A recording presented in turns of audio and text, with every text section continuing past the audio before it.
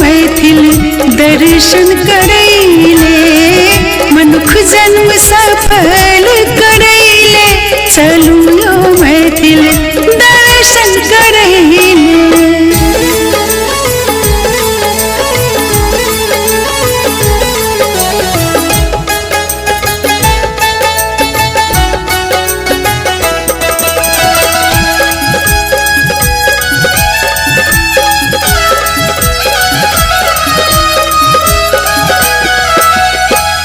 अयोध्या जन्म लेला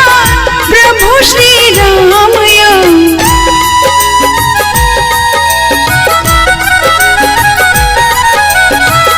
अयोध्या जन्म लेला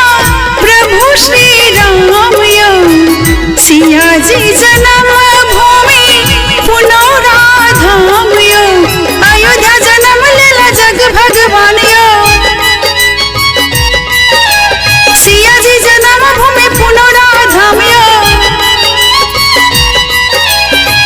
वही ठाम मंदिर बनैये, चलू यो मैथिल भाग जगैये, वही ठाम मंदिर बनैये, चलू यो मैथिल भाग जगैये।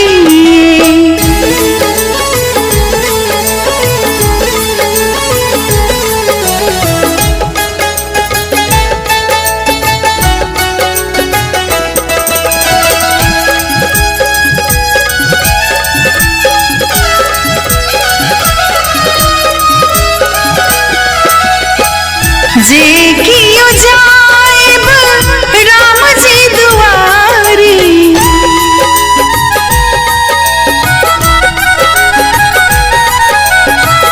जे कियो जाएब